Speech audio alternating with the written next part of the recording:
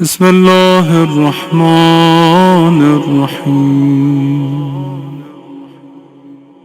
جو سورہ میں نے آپ کی خدمت میں پڑھا، فی بیوت اذن اللہ ان ترفع، اللہ نے اجازت دی ہے کہ روئے زمین پر کچھ گھروں کو بلند کر دیا جائے، زمین پر کچھ گھروں کو بلند۔ سورہ نور آیت نمبر 55 انشاءاللہ یاد کریں گے، ایک دفعہ میرے ساتھ بول دیجئے سب مل کے، بسم اللہ الرحمن الرحیم۔ سورہ نور آیت نمبر 55 جا کے انشاءاللہ جن کو قرآن آتا ہے وہ دیکھے ضرور۔ یہ قوم اگر تھوڑی سی منظم ہو جائے نا تو مجلس اسے حافظ قرآن بنا سکتی ہے۔ جو آیت پڑھی ہے وہ سن لیجئے غور سے بس۔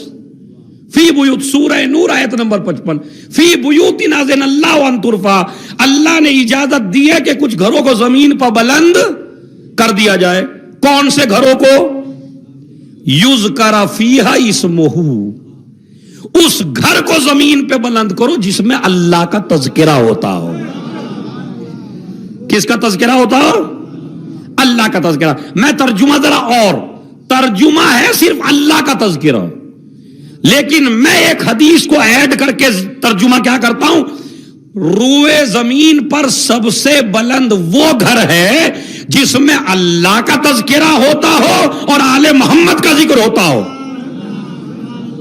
اب چونکہ بھائی میں ایک طالب علم ہوں، طالب علم کا کام جو ہے ممبر پر غلط بیانی کرنا نہیں ہے، تو آیت میں تو صرف ذکر ہے اللہ کا، تو میں آل محمد کو کیوں داخل کر رہا ہوں اس میں داخل اس لیے کر رہا ہوں اس لیے کہ جناب زینب کبریٰ نے دربار یزید میں یزید کی آنکھوں میں آنکھیں ڈال کے کہا تھا، واللہ لا تمحو ذکرنا، یزید تو ہمیں قتل کر سکتا ہے لیکن تیرے اندر اتنی طاقت نہیں ہے جو ہمارا ذکر مٹا سکے، اس لیے کہ ہمارا ذکر خدا کا ذکر ہے۔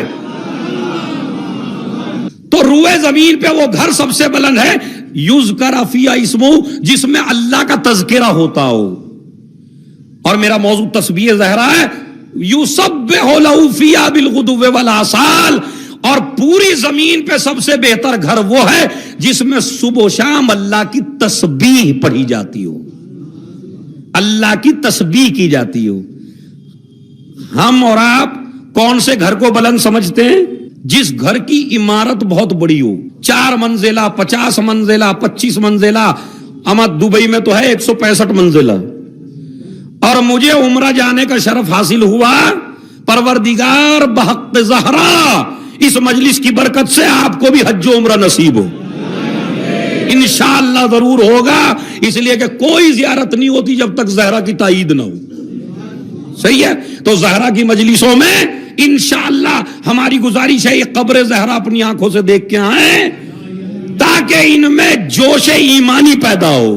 اب میں پڑھ رہا ہوں، کتاب کا نام نوٹ کر لیجئے، چونکہ مجلسوں میں اب نوٹ بھی کرنا چاہیے باقاعدہ بیٹھ کے، اپنے دلوں پہ لکھ لیجئے، اور قلم اور کاغذ لیں تو اور اچھا لکھا کریں، ضرور لکھ لیں، جو لکھ رہے ہیں، 1-2 لکھ رہے ہیں، میں بیان کر رہا ہوں۔ علماء اہل سنت کے مشہور عالم علامہ جلال الدین سیوطی، جن کی کتاب ہے تفسیر در منصور، انہوں نے لکھا، اور اس لکھنے سے پہلے بات بیان کر دوں کہ ہمارے یہاں میں نے کہا تھا عمرہ، اللہ اس مجلس کی برکت سے آپ کو ضرور عمرے پہ بھیجے گا، میری دعا ہے آپ سے، دلی دعا ہے، اور سب دعا کر رہے ہیں، ضرور جائیں گے ہم، اور اپنی نظروں سے وہ لکیر بھی دیکھیں گے جس کے ہم سب فقیر ہیں۔ جب میں عمرہ کر رہا تھا تو میں نے خود دیکھا، خدا کی قسم آنکھوں دیکھا، حال بیان کر رہا ہوں، کہ یہ حجر اسود ادھر ہے اور ادھر ہے وہ لکیر، ادھر ہے وہ نشان کہ جہاں سے مادر علی نکلی تھی، سمجھ رہے؟ ایک کونے پہ حجر اسود، ایک کونے پہ وہ۔ اچھا، جتنا مجمع حجر اسود کو بوسہ دے رہا ہے اتنا ہی مجمع بوسہ دے رہا اس نشان کو، اور جو میں دینے لگا تو ایک نے کہا ادھر نہیں ہے ادھر ہے، میں نے کہا نہیں پہلے ادھر ہے، کہنے لگے ارے ادھر کچھ نہیں ہے ادھر حجر اسود ہے، میں نے کہا ادھر جنت کا پتھر ہے، ادھر جنت کے پتھر کا مالک ہے۔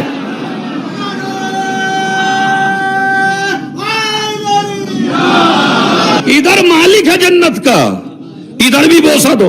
تو جن کو پتا ہے وہ بھی بوسہ لیتے ہیں، جن کو نہیں پتا اب مجمع دیکھتا ہے بھائی یہاں کچھ نہ کچھ تو ہے۔ تو میں اسی لیے جوانوں آپ کو بتا دیتا ہوں، جب چپکے سے بھی آپ کوئی کام کرتے ہیں تو مجمع دیکھا دیکھی کرنے لگتا ہے اور بعد میں حقیقت پوچھتا ہے۔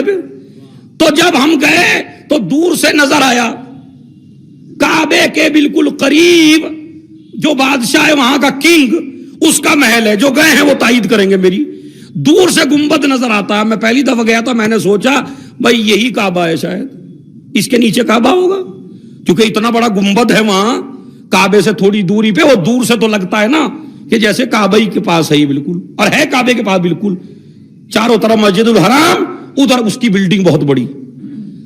اب اس بلڈنگ کو دیکھ کے گمان ہوتا ہے جیسے کعبہ یہی ہے جب دور سے دیکھتا ہے آدمی۔ تو جو جاننے والا تھا اس نے کہا نہیں یہ تو بلڈنگ ہے، کعبہ نیچے ہے۔ ہاں میں نے کہا مجھے ایسا لگ رہا جیسے یہی مسجد ہو یا کوئی وہ بڑی۔ تو جب میں گیا، اب جب ہم نے جا کے دیکھا وہاں، تو ہم نے کہا بھائی جب اتنی بڑی بلڈنگ تم نے بنوا لی ہے بادشاہ صاحب، تو لوگوں کو جھکوا بھی ادھر ہی لو، سجدہ بھی ادھر ہی کرا لو۔ ارے آپ نے توجہ نہیں دی بھائی، جب اتنی بڑی بلڈنگ بنا لی ہے تو سجدہ بھی ادھر ہی کرا لو۔ مگر ہم نے دیکھا یہ اتنی بڑی منزل ہے، سجدہ ادھر کوئی نہیں کرتا، سجدہ کرتا ہے اسی کعبے کو جو ایک منزلہ ہے۔ میں نے کہا بھائی اس کو سجدہ کیوں؟ کہا اس لیے کہ 100 منزلہ میں کوئی علی پیدا نہیں ہوا ہے۔ تو اس کا مطلب یہ ہے کہ گھر جو بلند ہوتے ہیں وہ کسی نہ کسی ریزن کی وجہ سے بلند ہوتے ہیں، ایسے نہیں کہ آپ بناتے چلے جائیے تو بلند ہوں گے۔ تو اس کا مطلب ہے قد کا بڑھ جانا بھی بلندی کی دلیل نہیں ہے۔ دوسرا معیار ہمارے یہاں یہ ہے جو کرسی پہ ہو وہ بلند ہے اور جو زمین پہ ہو وہ پست ہے، یعنی جو کرسی پہ ہو وہ بلند، جو نیچے ہو وہ پست۔ اسلام کیا کہتا ہے؟ نہیں، الٹا بھی ہو سکتا ہے، یہ بھی ہو سکتا ہے جو کرسی پہ بیٹھا ہو وہ نیچ ہو اور جو نیچے ہو وہ بلندی پہ ہو۔ ہم نے کہا کیسے؟ کہا پڑھ لیجئے دربار یزید کا واقعہ۔ یزید ہے منبر کے اور تخت کے اوپر، سجاد ہے زمین کے اوپر۔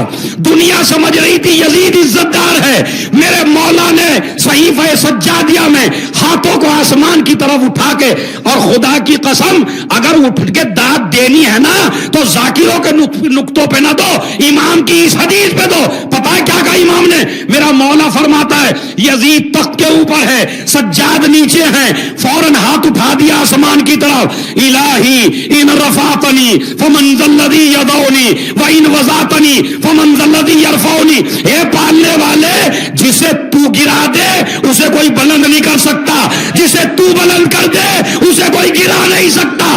یزید تخت پہ بیٹھ کے بھی ذلیل ہے، سجاد فرش پہ بیٹھ کے بھی عزت دار۔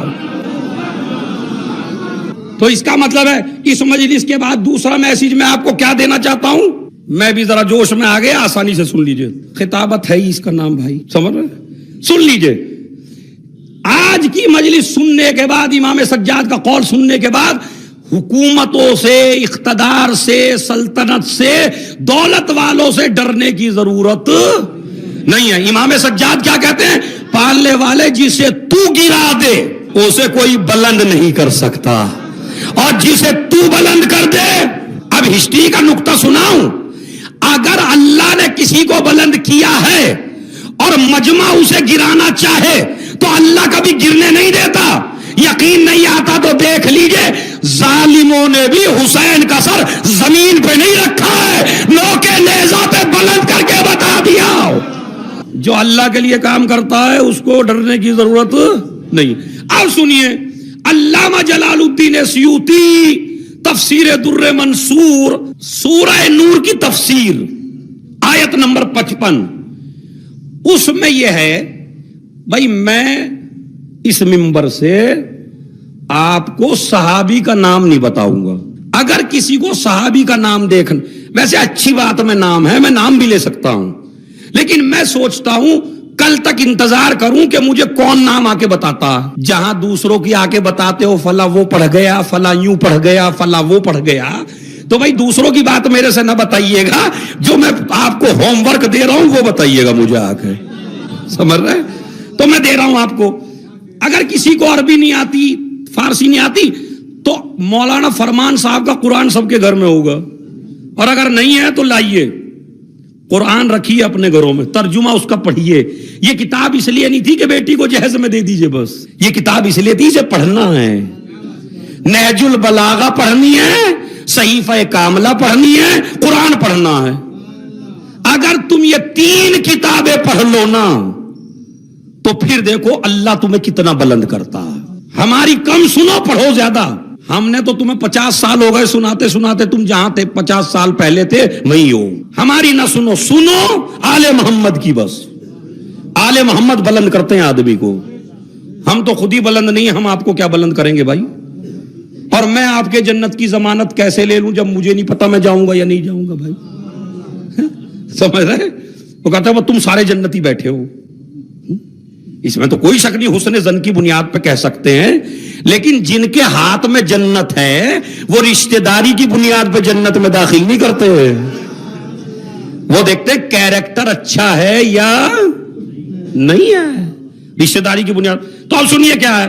فرمان صاحب نے نام لکھا صحابی کا. صحابی بہت بڑا ہے, بہت بڑا. سمجھ رہے؟ اشارہ بھی نہیں دوں گا جو سمجھو. بہت بڑا صحابی. اس نے نبی سے پوچھا, یا نبی اللہ, یہ جو آیت ہے روئے زمین پہ کچھ گھر بلند ہیں, یہ بتاؤ ان گھروں سے کون سے گھر مراد ہیں. نبی نے اس صحابی کی بات سنی, سن کے کہا ہیا بیوت الانبیاء, یہ گھر نبیوں کے گھر ہیں. یعنی جو پوری دنیا میں سب سے بہتر ہیں وہ کس کے گھر ہیں؟ نبیوں کے گھر. مثلا میں تم سے پوچھتا ہوں, حیدرآباد میں جتنے بھی گھر ہیں سب سے بہترین گھر زہرا کا گھر ہے یا ہمارا اور آپ کا؟ مطلب جس جگہ بیٹھے ہیں اس سے اچھا گھر کوئی ہے نہیں ہے. تو اس نے پوچھا کون سا گھر مراد ہے؟ کہا نبیوں کے گھر. نبیوں کے گھر سے کوئی زیادہ بلند دنیا میں گھر نہیں ہے. اچھا, اس نے کہا فاشارہ. اب علامہ جلال الدین سیوطی لکھتے ہیں فاشارہ الی بیت علی و فاطمہ. اس صحابی نے انگلی سے اشارہ کیا علی اور فاطمہ کے گھر کی طرف. کہنے لگے کیا یہ گھر بھی ان میں سے ہے؟ یعنی پوچھ رہا ہے گھر کون سے ہیں؟ نبی نے کہا نبیوں کے گھر ہیں. اس کے بعد انگلی کا اشارہ کیا زہرا کے گھر کی طرف, کہا یہ گھر بھی ان میں سے ہے. اور خدا کی قسم عالم اہل سنت لکھ رہا ہے کہ نبی نے فرمایا بل ہے یا من افضلها, یہ گھر ان میں سے نہیں ہے, ان گھروں میں بھی سب سے بہتر گھر ہے. پوری دنیا میں سب سے بہتر گھر کس کا ہے؟ نبیوں کا. نبیوں کے گھروں میں بھی سب سے بہتر گھر کس کا ہے؟ فاشارہ الی بیت علی و فاطمہ. اس نے انگلی سے اشارہ کیا علی اور. دیکھیے اگر پڑھنا ہے فضائل تو ایسے پڑھو, میں پڑھ کے بتا رہا ہوں, بنانے کی ضرورت نہیں ہے. اس لیے کہ علی کو کسی بنائے ہوئے فضائل کی ضرورت نہیں ہے. بنائے ہوئے فضائل اس کے کام آتے ہیں جس کا دامن خالی ہو. کہا علی اور فاطمہ کا گھر نبیوں کے گھروں سے بھی سب سے بہتر ہے. اب میں پوچھنا چاہتا ہوں آپ سے, زہرا کے گھر میں کوئی نبی ہے؟ علی نبی ہیں, حسن نبی ہیں, حسین نبی ہیں, علی رسول ہیں, حسن رسول ہیں, علی رسول ہیں نہیں. اب سنیے, تو جب اس گھر میں کوئی نبی نہیں رہتا اور پوری دنیا میں سب سے زیادہ گھر نبیوں, سب سے بہتر گھر نبیوں کے ہیں, تو زہرا کا گھر کیوں بہتر ہے؟ کہا پڑھو قرآن. قرآن میں ریزن پوچھو نبیوں کا گھر کیوں بلند ہے. قرآن میں ریزن کیا ہے؟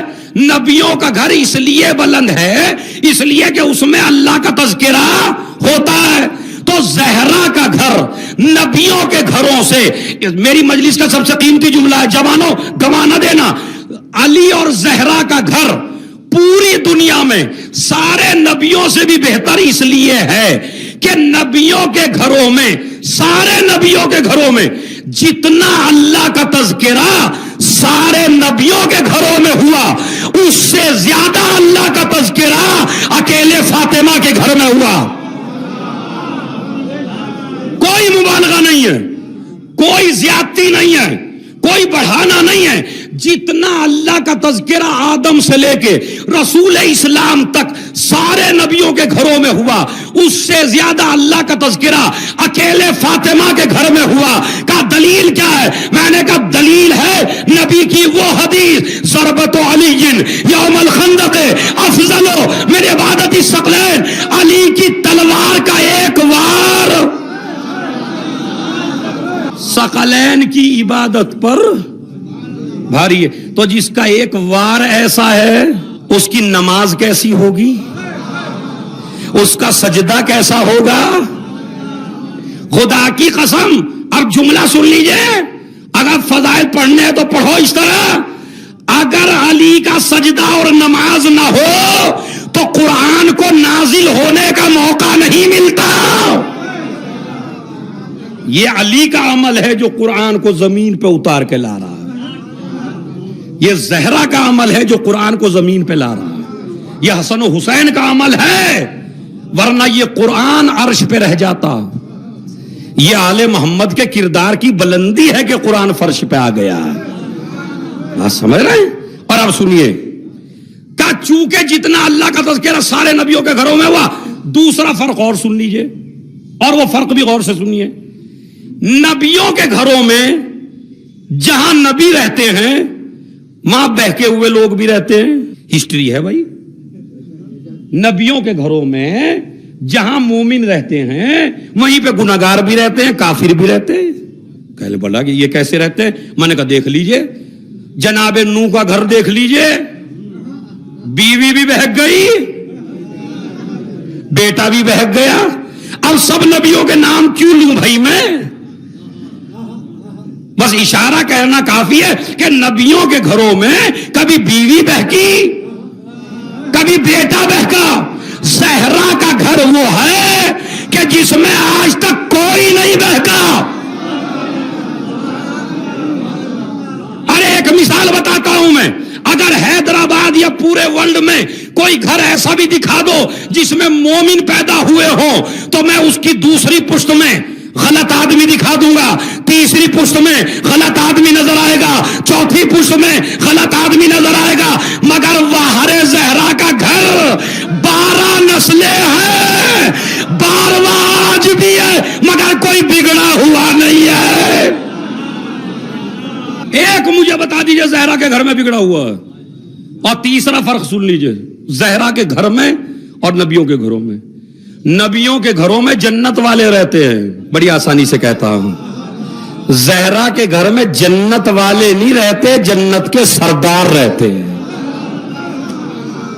زہرا خود سردار، علی سردار، حسن سردار، حسین سردار،